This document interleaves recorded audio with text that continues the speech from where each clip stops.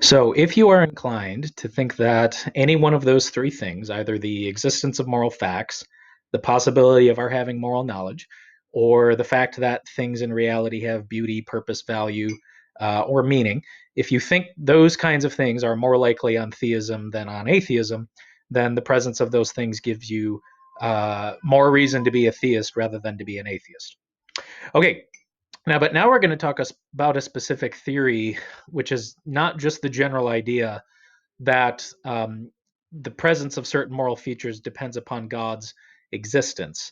It is a specific theory about the nature or the moral status of our actions.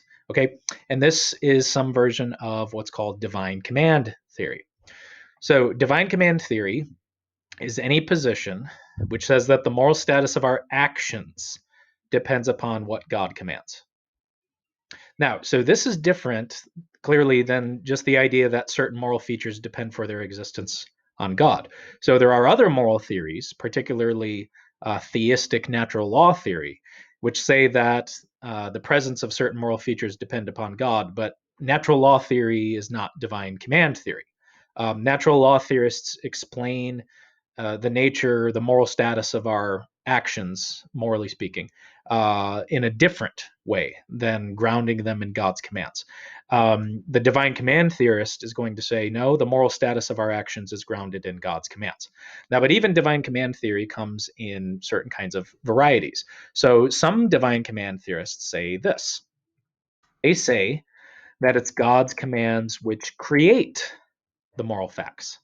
It's God's commands which actually determine what the moral facts are. Now, if this is true, it means that not only are there no moral facts which exist independently of God's control, but it also means that prior to God's issuing any commands, there are no moral facts at all. So not only do the moral facts exist dependently on God, so all the moral facts depend for their existence on God. It also is the case that prior to issuing any commandments, there are no moral facts whatsoever. Now, the clear problem here is that if this is the case, if it is the case that prior to God issuing a commandment, there are no facts of the matter about what's right or wrong or good or evil, it means that God's not issuing commandments based on what God knows to be true. So if it's God's act of commanding which determines what is good or evil or right or wrong, if prior to issuing a commandment there are no facts about what's good or evil or right or wrong, then God isn't issuing any commandments out of what God knows to be the case. Why? Nothing is the case without the corresponding commandment. So if this is true, then it means that right and wrong just seem to be completely arbitrary. So if God's not issuing commands out of what they know about what's right and wrong or good or evil, then God does not have any particular good reason for issuing one command rather than another command. So if I go to God and say, "Hey God, is murder wrong?" "Yes, John, murder is wrong." "Well, why is it wrong?" "Well, it's wrong because I said so." That's why it's wrong. It's wrong because I say so. But if I ask God, why do you say so? If God's commands actually create the moral facts themselves, God would not have an answer to this question. God has no reason for saying murder is wrong rather than saying murder is right. So even if God does not issue certain kinds of commands, it doesn't follow that God would never. So, in response to this kind of thinking, somebody might say, well, yeah, I think murder is wrong because God says so. Well, what if God says murder? Well, God would never say that. Well, but if God's commands determine what the moral facts are, there's nothing there to ground this counterfactual. There can't be any fact of the matter of what God would or would not command, independently of there being facts of the matter. Oh, well, God would never command us to murder. Well, why? Well, because murder is wrong. But that's just circular reasoning here. Um, if you're going to say that God's commands create the moral facts, and then you also want to say that there are certain things God would never command, you've got an inconsistent position here.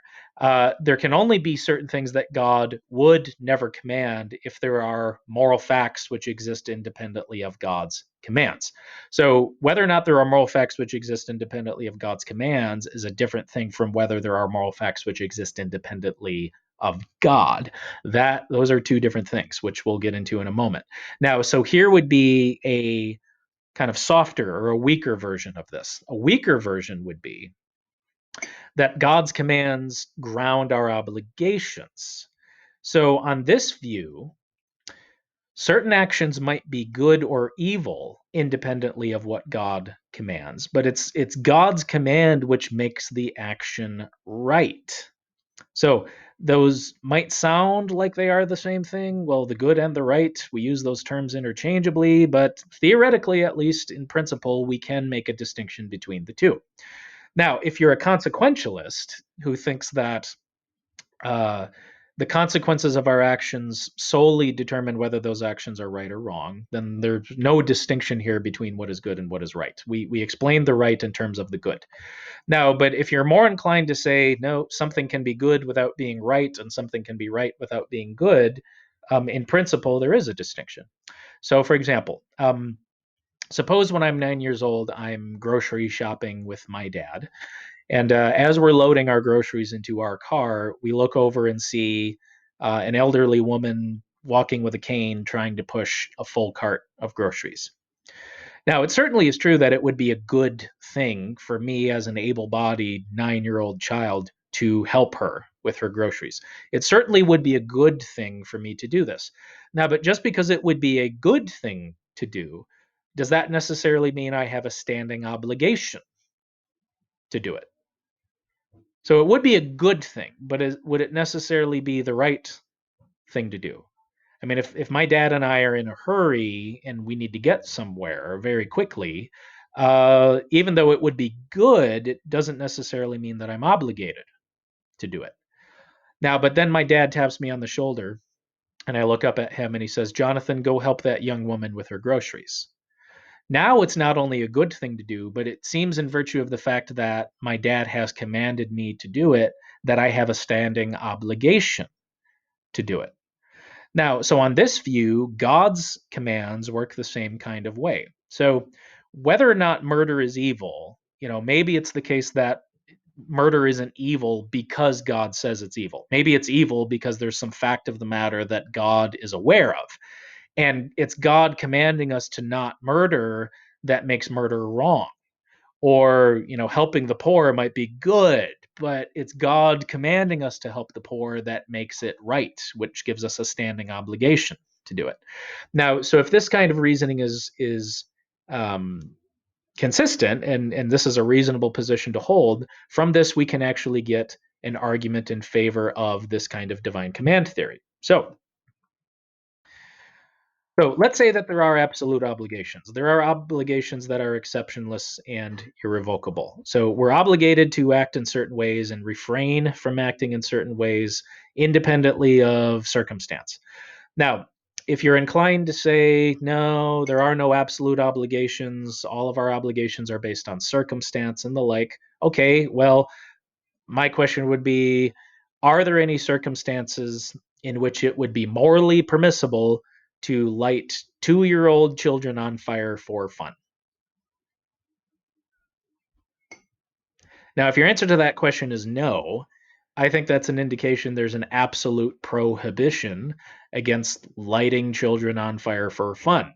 If there are no circumstances in which lighting children on fire for fun, 2-year-old children on fire for fun, would be morally permissible, if there are no circumstances where that's morally permissible, that seems to me a good reason to think that there's an absolute prohibition against engaging in that kind of behavior. That's all we mean by an absolute obligation here.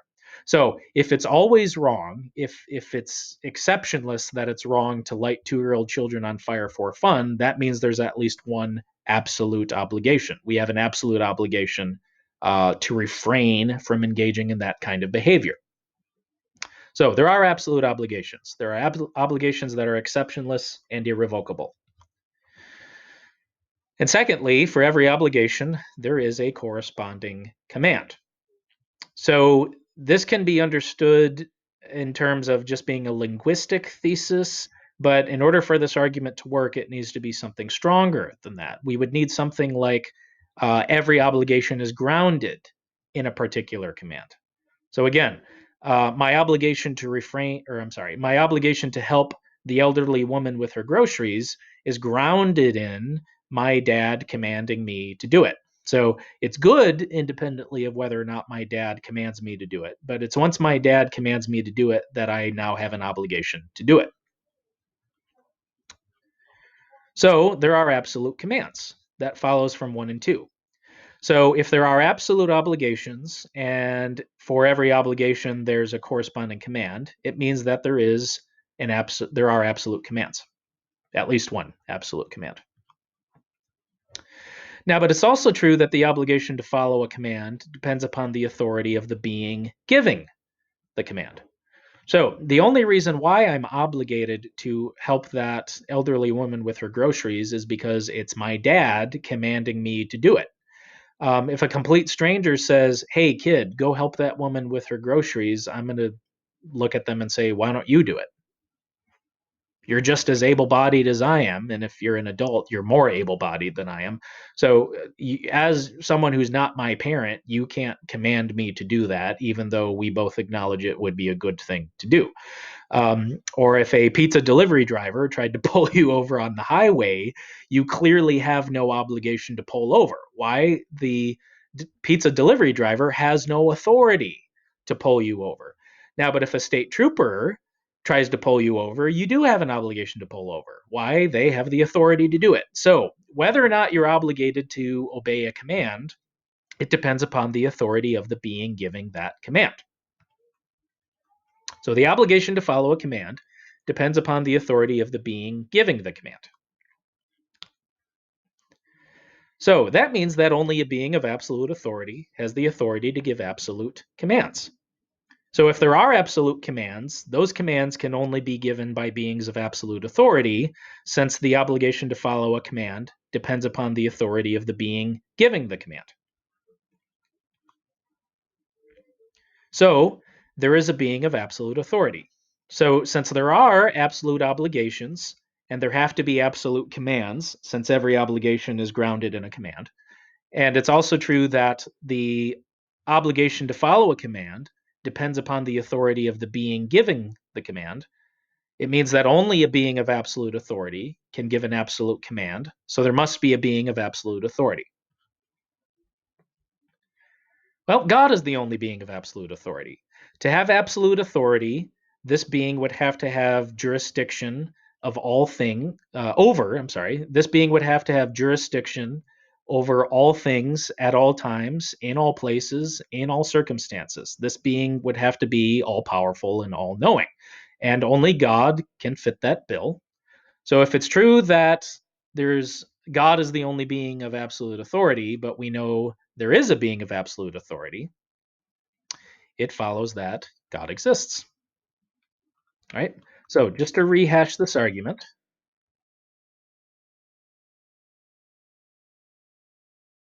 so there are absolute obligations. There are no circumstances where it's permissible to light a child on fire. That's an absolute obligation. We have an absolute obligation to refrain from it. So there are obligations that are exceptionless and irrevocable. And for every obligation, there is a corresponding command, or every obligation is grounded in a command. So there are absolute commands. That follows from 1 and 2.